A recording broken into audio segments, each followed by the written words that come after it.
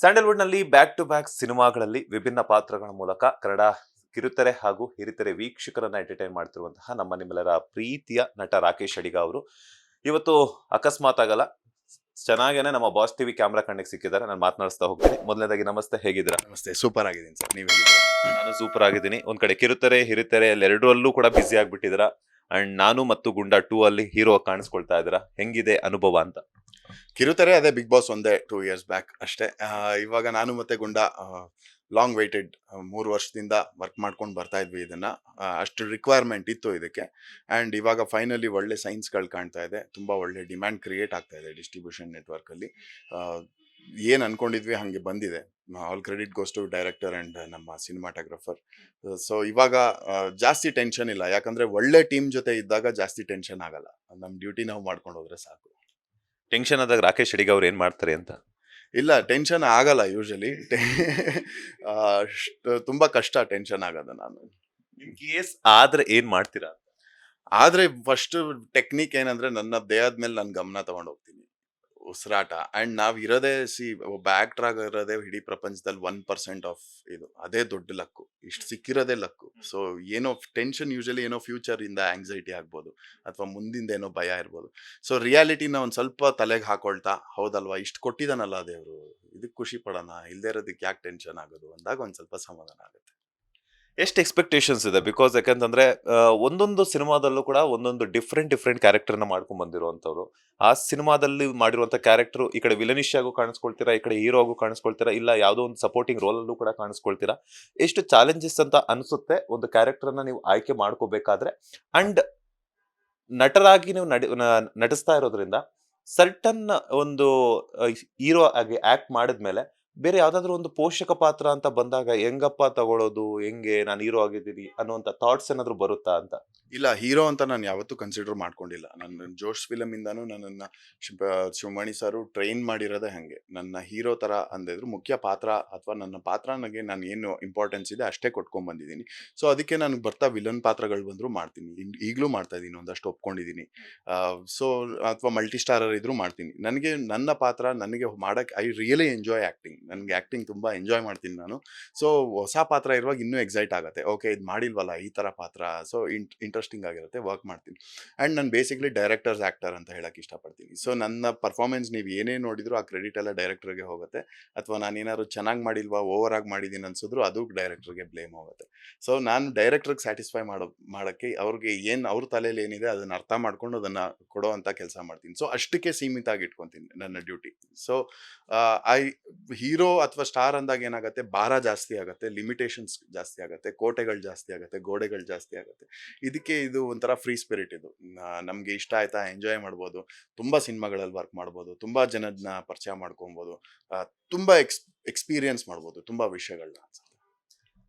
ಈಗ ತಾನೇ ಹೇಳ್ತಾ ಇದ್ರಿ, ನಾನು ಡೈರೆಕ್ಟರ್ನ ಸ್ಯಾಟಿಸ್ಫೈ ಮಾಡೋದೇ ನನ್ನ ವೃತ್ತಿ ಅಂತ ಹೇಳ್ಬಿಟ್ಟು. ಯಾಕಂತಂದ್ರೆ ಡೈರೆಕ್ಟರ್ ವರ್ಷನ್ ನಮ್ಗೆ ಏನೇನ್ ಬೇಕು ಅನ್ನೋಂಥದ್ದು ಅವ್ರಿಗೆ ಗೊತ್ತಿರುತ್ತೆ. ಬಿಕಾಸ್ ಅವ್ರ ಕಥೆಯನ್ನ ಬರ್ಕೊಂಡ್ ಬಂದಿರ್ತಾರೆ, ಹೆಂಗ್ ಬೇಕು ಅನ್ನೋಂಥ ವ್ಯೂ ಅನ್ನ ಇಟ್ಕೊಂಡಿರ್ತಾರೆ ಅಂತ ಹೇಳ್ಬಿಟ್ಟು. ಸೊ ಮುಂದಿನ ದಿನಗಳಲ್ಲಿ ಯಾವ ಪಾತ್ರವನ್ನ ಮಾಡಬೇಕು ಅನ್ನುವಂತಹ ಹಸಿವಿದೆ ನಿಮ್ಮಲ್ಲಿ ಅಂತ? ಹಸಿವಿದ್ದಿದ್ದೆಲ್ಲ ಈಗ ಒಂದು ಸ್ವಲ್ಪ ತಣ್ಣಗಾಗಿದೆ. ಎಷ್ಟೊಂದು ಆದರೆ ಜನಕ್ಕೆ ರಾಂಗ್ ರಿಲೀಸ್ ಆಗಿರ್ಬೋದು. ಆಲ್ಮೋಸ್ಟ್ ಒಂದು 20 ಸಿನಿಮಾ ಆಯಿತು ನಂದು ಆ್ಯಕ್ಟ್ ಮಾಡ್ತಾ. ಎಲ್ಲ ಥರದ್ದು ಹಸಿವು ನೀಗಿದೆ ಹಂಗೆ ನೋಡಿದ್ರೆ. ಇವಾಗ ಯಾವುದೇ ಥರದ್ದು ಎಕ್ಸ್ಪೆಕ್ಟೇಷನ್ ಇಟ್ಕೊಂಡಿಲ್ಲ ನಾನು. ಇವಾಗ ಸಿಗ್ತಾ ಇರೋದು ತುಂಬ ಇಂಟ್ರೆಸ್ಟಿಂಗ್ ಪಾತ್ರಗಳು ಸಿಗ್ತಾ ಇದೆ. ಅದು ಡಿಫ್ರೆಂಟ್ ಪಾತ್ರ, ಬೇರೆ ಬೇರೆ ಟೈಮ್ ಝೋನ್ಗಳಲ್ಲಿರೋದು, ಬೇರೆ ಬೇರೆ ಟೈಮ್ ಲೈನ್ ಅಥವಾ ಆ ಥರದ್ದು, ಅಥವಾ ಬೇರೆ ಬೇರೆ ಸ್ಲ್ಯಾಂಗ್ನ ಬಳಸುವಂಥ ಪಾತ್ರಗಳು ಸಿಗ್ತಾ ಇದೆ. ಸೊ ಅದೇ ಒಂದು ಚಾಲೆಂಜಿಂಗ್ ಆಗಿದೆ.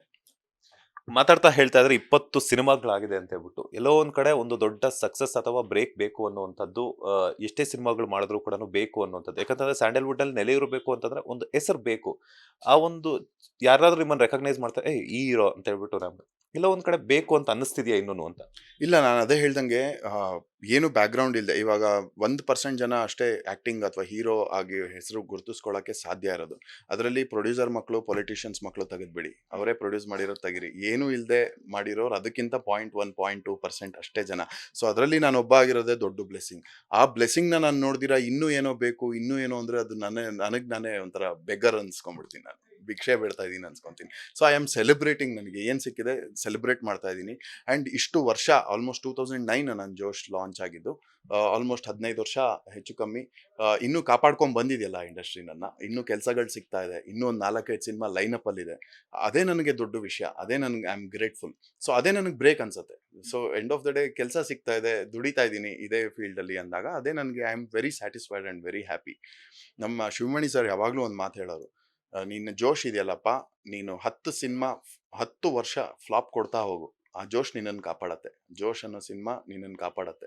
ಜೋಶ್ ಹುಡುಗ ಅಂತ ಕಾಪಾಡತ್ತೆ. 10 ವರ್ಷ ನೀನು ಬರೀ ಎಲ್ಲ ಫ್ಲಾಪ್ ಕೊಟ್ರು, ಇನ್ನು 10 ವರ್ಷ ನೀನು ಆ 10 ವರ್ಷ ಹೆಂಗೆ ನಡ್ಕೊಂಡಿದ್ದೆ, ನಿನ್ನ ನಡವಳಿಕೆ ಅದು ಕಾಪಾಡತ್ತೆ ಅಂತ.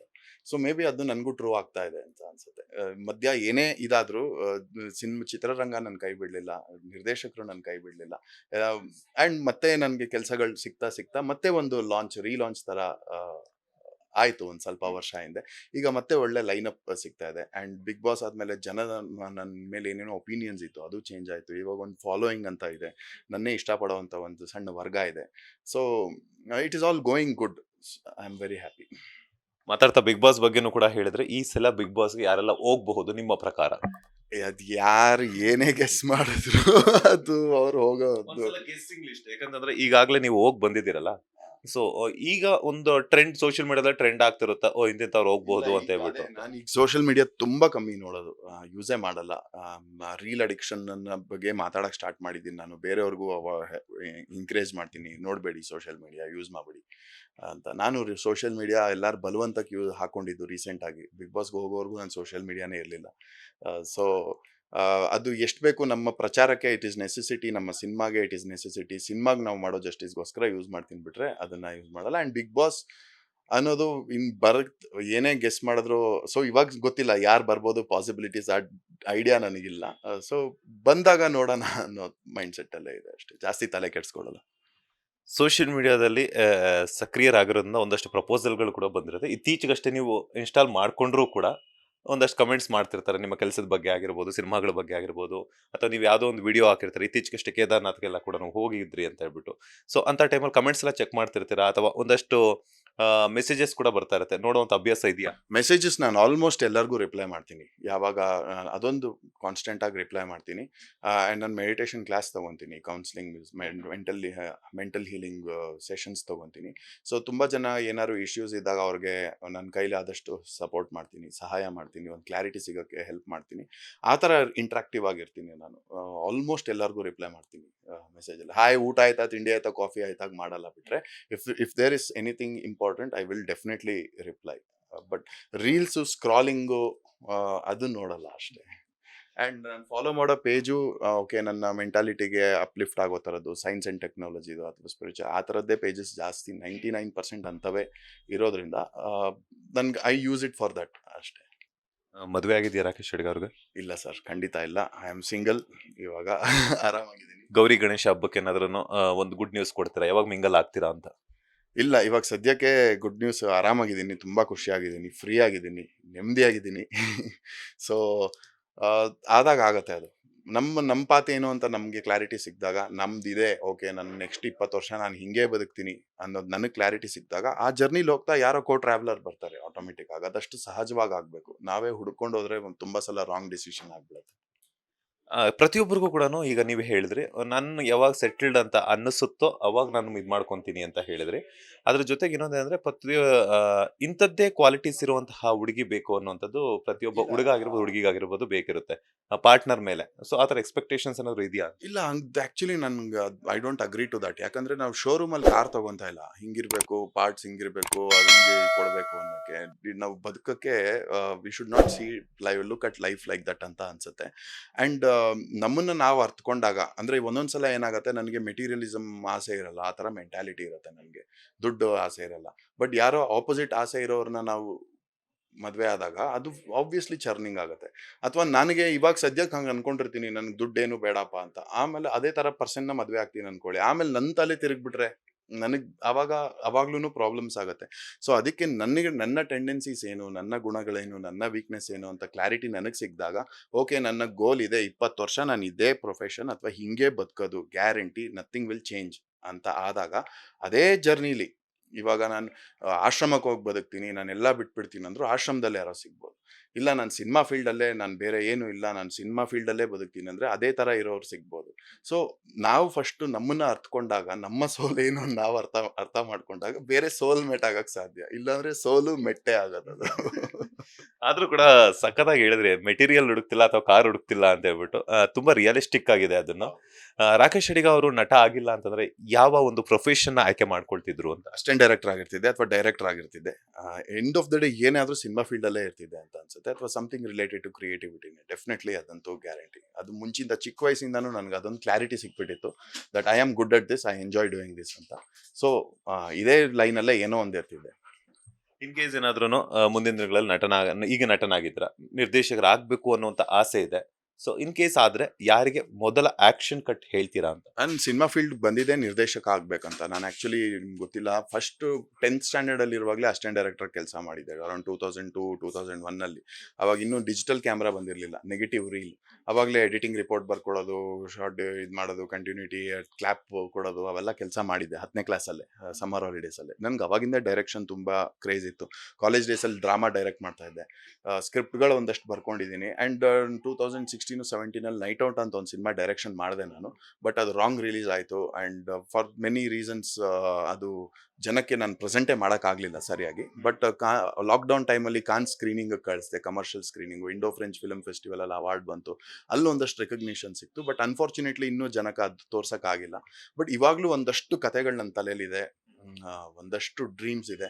ಆ ಕತೆಗಳನ್ನ ನಾನು, ಯಾಕಂದರೆ ಆ ಕತೆಗಳು ನನಗೆ ಫ್ಲೋ ಆಗಿರೋದು, ಸೊ ಅದನ್ನು ನಾನು ಮಾಡಬೇಕು ಅಂತ ಆಸೆ ಇದೆ. ಅದಕ್ಕೆ ಬಟ್ ಕಾಲ ಕೂಡ ಬರಲಿ ಅಂತ ಕಾಯ್ತಾ ಇದ್ದೀನಿ, ರೈಟ್ ಟೈಮಿಗೆ ಕಾಯ್ತಾ ಇದ್ದೀನಿ. ರೈಟ್ ಟೈಮ್ ಅಂತೂ ಕಾಯ್ತಿದ್ರ? ಯಾರನ್ನಾದ್ರೂ ಒಬ್ರು ನಾನು ಡೈರೆಕ್ಟರ್ ಆದ್ರೆ ಇಂಥವ್ರಿಗೆ ಆಕ್ಷನ್ ಕಟ್ ಹೇಳ್ಬೇಕು ಅನ್ನೋಂಥದ್ದು ಮೈಂಡಲ್ಲಿ ಇದ್ದೇ ಇರುತ್ತೆ. ಸೊ ಆ ತರ ಏನಾದ್ರು ಇದೆಯಾ ಅಂತ?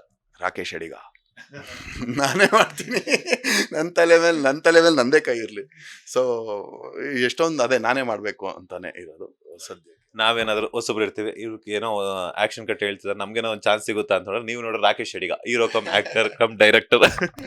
ಇಲ್ಲ, ನೀವು ಅಫ್ಕೋರ್ಸ್ ಹಂಗೆ ನಾನು ನೈಟ್ ಔಟ್ ಮಾಡಿದಾಗ ಟು ಬಿ ಆನೆಸ್ಟ್ 99% ಎಲ್ಲ ಹೊಸಬ್ರಿಗೆ ಚಾನ್ಸ್ ಕೊಟ್ಟಿದ್ದು. ನಾನೇ ಡೆಬ್ಯೂ ಡೈರೆಕ್ಟರ್ ಆದರೂ ಹೊಸಬ್ರಿಗೆ, ಎಲ್ಲ ಹೊಸಬ್ರೆ, ಸಣ್ಣ ಸಣ್ಣ ರೋಲ್, ಒಳ್ಳೊಳ್ಳೆ ಕ್ಯಾರೆಕ್ಟರ್ಗೂ ಹೊಸಬ್ರಿಗೆ ವರ್ಕ್ಶಾಪ್ ಮಾಡಿ ಆಡಿಷನ್ ಮಾಡಿದ್ದೀನಿ. ಸೊ ಆ ಮೈಂಡ್ ಸೆಟ್ ನನಗೆ ಯಾವಾಗಲೂ ಇರುತ್ತೆ. ಬಟ್ ಬೇರೆ ಯಾರನ್ನೂ ನಂಬ್ಕೊಳ್ಳೋದಕ್ಕಿಂತ ನನ್ನ ಮೇಲೆ ನಾನು ನಂಬ್ಕೊಳ್ಳೋಣ ಅಂತ ಅಷ್ಟೇ. ಒಳ್ಳೆ ಥಾಟ್ ಅದು. ಇನ್ನೊಂದು ಕ್ವಶನ್, ಸೋನು ಗೌಡ ಅವ್ರ ಕಾಂಟ್ಯಾಕ್ಟ್ ಅಲ್ಲಿ ಇದಾರ? ಇರ್ತಾರೆ, ಅವಾಗ ಫೋನ್ ಮಾಡ್ತಾ ಇರ್ತಾರೆ. ಗುಂಡಾ ಇದನ್ನು ನೋಡಿ ವಿಶ್ ಮಾಡಿದ್ರು, ಟ್ರೈಲರ್ ಎಲ್ಲ ನೋಡಿ ವಿಶ್ ಮಾಡಿದ್ಲು. ಅವಾಗ ಫೋನಲ್ಲಿ ಮಾತಾಡ್ತಾ ಇರ್ತೀವಿ. We are in good touch. Rakesh Adiga ಅವರ ಲೈಫಲ್ಲಿ ಫಿನಾನ್ಷಿಯಲ್ ಅನ್ನೋದು ಎಷ್ಟು ಇಂಪಾರ್ಟೆಂಟ್ ಆಗಿದೆ, ಹಣದ ಒಂದು ಸೇಫ್ ಅನ್ನೋದು ಎಷ್ಟು ಮಾಡ್ಕೊಂಡಿದ್ದೀರಾ ಅಂತ? ತುಂಬಾ ಇಂಪಾರ್ಟೆಂಟು ಅಂದಾಗ ಖಾಲಿ ಆಗ್ತಾ ಇರುತ್ತೆ. ಏನು ಹೆಂಗಾದ್ರೂ ಬದುಕೋಣ ಅಂದಾಗ ಆ್ಯಕ್ಚುಲಿ ಬಂದು ತುಂಬ್ತಾ ಇರುತ್ತೆ.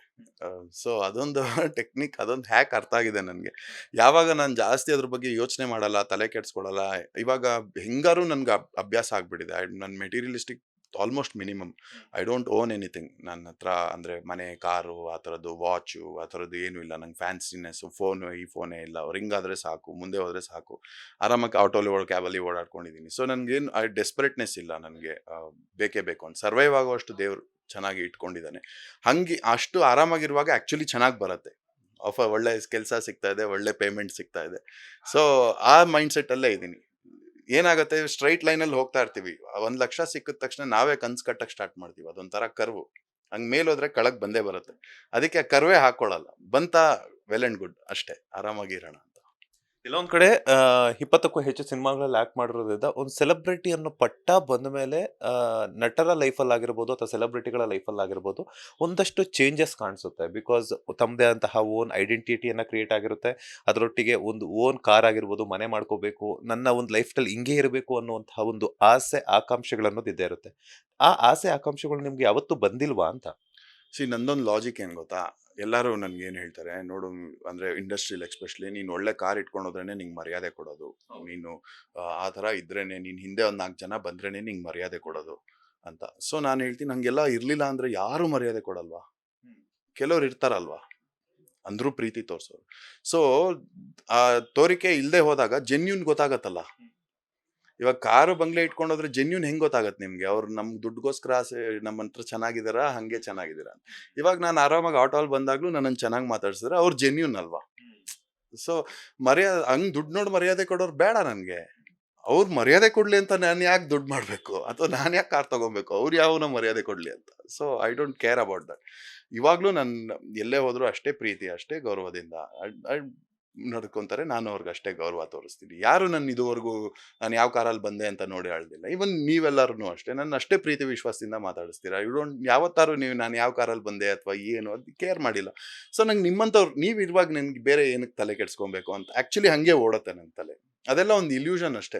ಏನಾಗತ್ತೆ, ಫಸ್ಟ್ ಹೊಸದಾಗಿ ಬಂದಾಗ ನಾನು ಅನುಭವಿಸಿದ್ದೀನಿ ಅದನ್ನ. ಏನಾಗತ್ತೆ, ಒಂದೊಂದ್ಸಲ ಆಗೋ ಸಣ್ಣ ಪುಟ್ಟ ಇನ್ಸಲ್ಟ್ಗಳು ಅಂಡ್ ನಮ್ಮ ಮುಂದೆನೆ ಬೇರೆ ಆಕ್ಟರ್ಗೆ ಸಿಗೋ ರೆಸ್ಪೆಕ್ಟ್ ಏನಾಗತ್ತೆ, ಆ ಗಾಯ ನಮ್ಗೆ ಏನ್ ಮಾಡತ್ತೆ, ಓ ಹಿಂಗಿದ್ರೇನೆ ನನ್ಗೆ ಅನ್ನೋದೊಂದು ಆ ನೋವಿಂದ ಪಾಪ ತುಂಬಾ ಜನ ಹಂಗ ಆಗ್ತಾರೆ. ಯಾರು ದುರಾಂಕಾರದಿಂದನೇ ಬಂದಿರಲ್ಲ, ಅವ್ರಿಗೆ ಈ ತರ ಏಟ್ಗಳು ಬಿದ್ದಾಗ ಪಾಪ ಅವ್ರು ಹಂಗೆ ಆಗ್ತಾರೆ. ಅಂಡ್ ನನಗೂ ಸ್ವಲ್ಪ ಆ ಕಡೆ ತಿರುಗಿತ್ತು, but I understood the reality that okay, ಮರ್ಯಾದೆ ಹೆಂಗಿದ್ರು ಒಂದ್ ಎರಡು ತರಾನು ಇರ್ತಾರೆ ಸೊಸೈಟಿಲಿ ಅಂತ. ತುಂಬಾ ಚೆನ್ನಾಗಿ ಹೇಳಿದ್ರಿ ಕೂಡನು. ನನಗೆ ಹಣ ಇದ್ರೆ ಮಾತ್ರನೇ ಗೌರವ ಸಿಗುತ್ತೆ ಅಂದ್ರೆ ಅದು ಹಣಕ್ಕೆ ಸಿಕ್ಕಂಗೆ ಗೌರವ, ನನಗೆ ಸಿಗಂಗಲ್ಲ ಅಂತ ಹೇಳ್ಬಿಟ್ಟು. ಆಮೇಲೆ ಈಗ ಅದರೊಟ್ಟಿಗೆ ಇನ್ನೊಂದು ಮಾತು ಹೇಳಿದ್ರಿ, ಕ್ಯಾಬಲ್ಲಿ ಆಗಿರ್ಬೋದು, ಆಟೋದಲ್ಲಿ ಆಗಿರ್ಬೋದು ಬರ್ತಿರ್ತೀನಿ ಅಂತ. ಸೊ ಡ್ರೈವರ್ಸ್, ಕ್ಯಾಬ್ ಡ್ರೈವರ್ಸ್ ಅಥವಾ ಆಟೋ ಡ್ರೈವರ್ಸ್, ಏನ್ ಸರ್ ನೀವು ಇಂಥ ಸೆಲೆಬ್ರಿಟಿ ಆದ್ರೂ ಕೂಡ ಕ್ಯಾಬಲ್ಲಿ ಬರ್ತೀರಾ, ಓಡಾಡ್ತಿದ್ದೀರಾ, ಆಟೋದಲ್ಲಿ ಓಡಾಡ್ತಿದ್ದೀರಾ ಅಂತ ಹೇಳ್ಬಿಟ್ಟು ಗುರುತಿಸ್ತಾರೆ. ಸೊ ಅಂತ ಟೈಮಲ್ಲಿ ಏನ್ ಹೇಳ್ತೀರಾ ಅವರಿಗೆ ಅಂತ?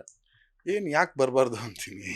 ಆರಾಮಲ್ವಾ ಅಂತೀನಿ. ಅವಾಗ ಆಕ್ಚುಲಿ ಅವ್ರು ಜಾಸ್ತಿ ನಮ್ಗಿಂತ ಅವ್ರಿಗೆ ಒಂದು ಲೆವೆಲ್ ಆಫ್ ಕಾನ್ಶಿಯಸ್ನೆಸ್ ಜಾಸ್ತಿ ಇದೆ ಅನ್ಸುತ್ತೆ.